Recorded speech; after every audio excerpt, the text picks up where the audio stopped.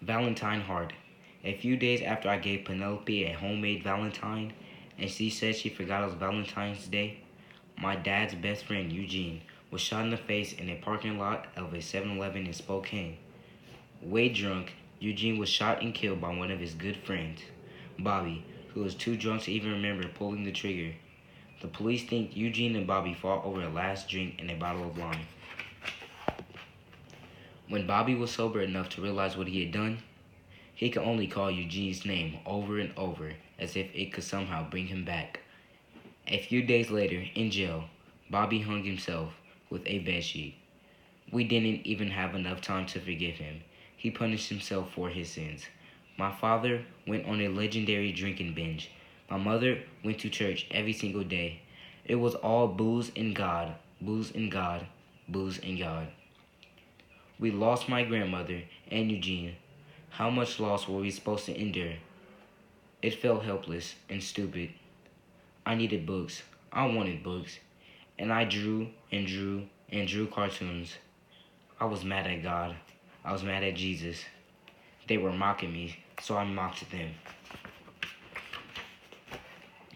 I hope I could find more cartoons that would help me, and hope I could find stories that would help me. So I looked up the word grief in the dictionary. I wanted to find out everything I could about grief.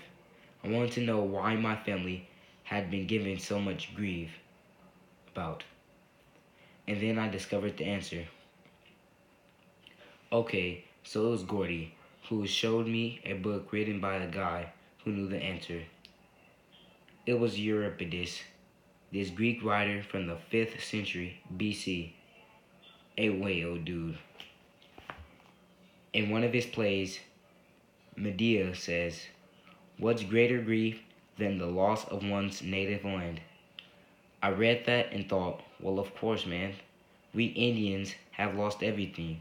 We lost our native land, we lost our languages, we lost our songs and dances. We lost each other. We only know how to lose and to be lost.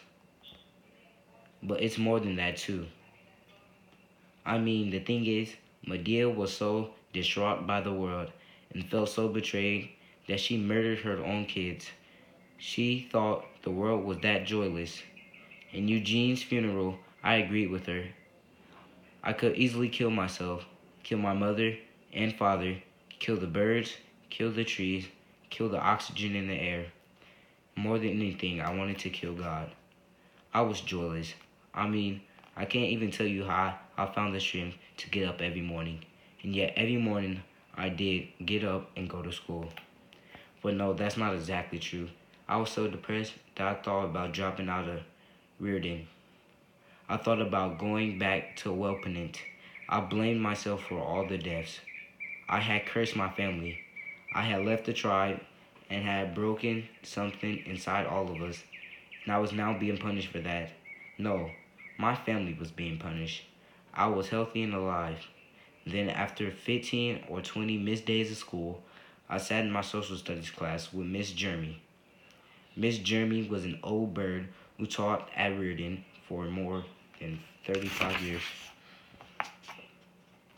I slumped into her class and sat in the back of the room. "Oh, class," she said, "we have a special guest today. It's Arnold Spirit.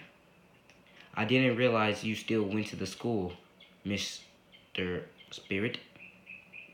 The class was quiet. They all knew my family had been living in a grief storm. And had this teacher just mocked me for that?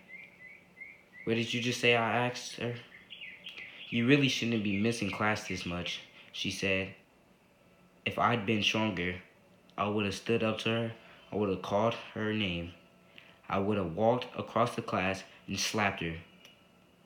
But I was too broken. Instead, it was Gordy who defended me. He stood up with his textbook and dropped it. Whomp! He looked so strong. He looked like a warrior. He was protecting me like Rowdy used to protect me. Of course, Rowdy would have thrown the book at the teacher and then punched her. Gordy showed a lot of courage in standing up to a teacher like that, and his courage inspired others. Penelope stood up and dropped her textbook. And then Roger stood up and dropped his textbook. Womp. Then the other basketball players did the same. Womp, womp, womp, womp. And Mrs. Jeremy flinched every time, as if she'd been kicked in the crotch. Womp, womp, womp, womp. Then all of my classmates walked out of the room. A spontaneous demonstration. Of course, I probably should have walked out with them. It would have been more poetic. It would have made more sense. Or perhaps my friends should have realized that they shouldn't have left behind the freaking reasons for their protest. And that thought just cracked me up. It was like my friends had walked over the backs of a baby seal in order to get to the beach where they could protest against the slaughter of baby seals.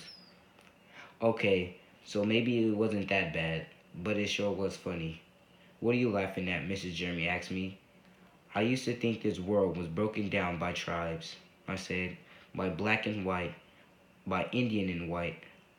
But I know that isn't true. The world is only broken into two tribes, the people who are assholes and the people who are not. I walked out the class and felt like dancing and singing. It all gave me hope. It gave me a little bit of joy. And I kept trying to find the little pieces of joy in my life. That's the only thing I managed to make it through all of that death and change. It made a list of people who had given me the most joy in my life. Rowdy, my mother, my father, my grandmother, Eugene, Coach, Roger, Gordy, Penelope, even if she's only partially loves me. I made a list of the musicians who had played the most joyous music. I made a list of my favorite foods. I made a list of my favorite books. I made a list of my favorite basketball players. I kept making list after list of things that made me feel joy. And I kept drawing cartoons of the things that made me feel angry. I kept writing and rewriting, drawing and redrawing, and rethinking and revising and re-editing. It became my grieving ceremony.